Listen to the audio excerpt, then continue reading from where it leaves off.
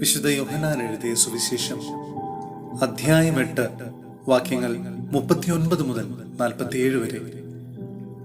ദൈവത്തിൽ നിന്നുള്ളവൻ വചനം ശ്രവിക്കുന്നു.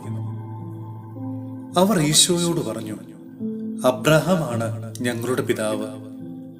ഈശോ അവരോട് പറഞ്ഞു, നിങ്ങൾ അബ്രാഹത്തിന്റെ മക്കളാണെങ്കിൽ അബ്രാഹത്തിന്റെ പ്രവൃത്തികൾ ചെയ്യുമായിരുന്നു. എന്നാൽ ദൈവത്തിൽ നിന്ന് കേട്ട സത്യം നിങ്ങളോട് പറഞ്ഞ് എന്നെ കൊല്ലാൻ നിങ്ങൾ ആലോചിക്കുന്നു. അബ്രാഹാം ഇങ്ങനെ ചെയ്തിട്ടില്ല. നിങ്ങൾ നിങ്ങളുടെ പിതാവിന്റെ പ്രവൃത്തികൾ ചെയ്യുന്നു. അപ്പോൾ അവർ പറഞ്ഞു, ഞങ്ങൾ ജാരസന്തതികളല്ല, ഞങ്ങൾക്ക് പിതാവ് ഒന്നേയുള്ളൂ, ദൈവം. ഈശോ അവരോട് പറഞ്ഞു, ദൈവമാണ് നിങ്ങളുടെ പിതാവെങ്കിൽ നിങ്ങൾ എന്നെ സ്നേഹിക്കുമായിരുന്നു.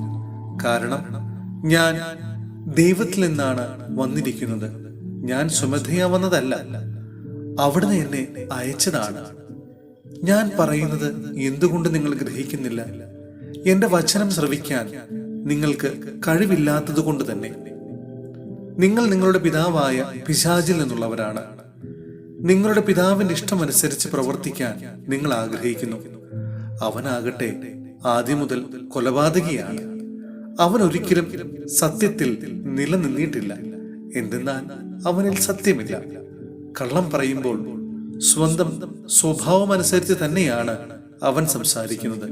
കാരണം അവൻ നുണയനും നുണയുടെ പിതാവുമാണ്. ഞാനാകട്ടെ സത്യം പറയുന്നത് കൊണ്ട് നിങ്ങൾ എന്നെ വിശ്വസിക്കുന്നില്ല. നിങ്ങളിൽ ആർക്ക് എന്നിൽ പാപം ആരോപിക്കാൻ കഴിയും? ഞാൻ സത്യമാണ് പറയുന്നതെങ്കിൽ എന്തുകൊണ്ട് നിങ്ങൾ എന്നെ വിശ്വസിക്കുന്നില്ല?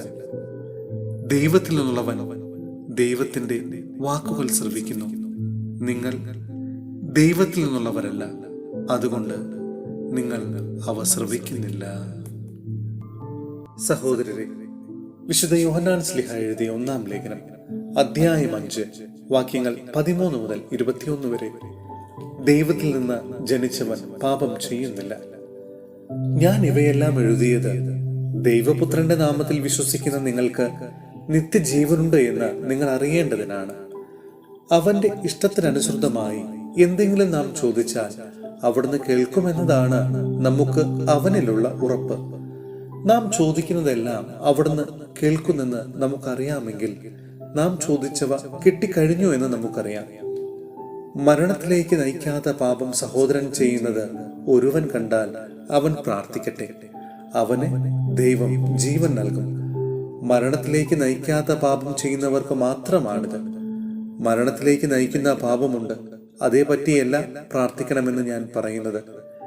എല്ലാ അധർമ്മവും പാപമാണ്, എന്നാൽ മരണത്തിലേക്ക് നയിക്കാത്ത പാപവുമുണ്ട്. ദൈവത്തിൽ നിന്ന് ജനിച്ച ഒരുവനും പാപം ചെയ്യുന്നില്ല. ദൈവപുത്രൻ അവനെ സംരക്ഷിക്കുന്നു എന്ന് നാം അറിയുന്നു. ദുഷ്ടൻ അവനെ തൊടുകയുമില്ല. നാം ദൈവത്തിൽ നിന്നുള്ളവരാണെന്നും ലോകം മുഴുവൻ ദുഷ്ടന്റെ പിടിയിൽ കിടക്കുകയാണെന്നും നാം അറിയുന്നു. ദൈവപുത്രൻ വന്നെന്നും സത്യസ്വരൂപനെ അറിയാനുള്ള കഴിവ് നമുക്ക് നൽകിയെന്നും നാം അറിയുന്നു. നാം ആകട്ടെ സത്യസ്വരൂപനിലും അവിടുത്തെ പുത്രനായ ഈശോ മിശിഹായിലുമാണ്. ഇവനാണ് സത്യദൈവവും നിത്യജീവനും. കുഞ്ഞുമക്കളെ, വിഗ്രഹങ്ങളിൽ നിന്ന് നിങ്ങളെ തന്നെ കാത്തുകൊള്ളുവിൻ.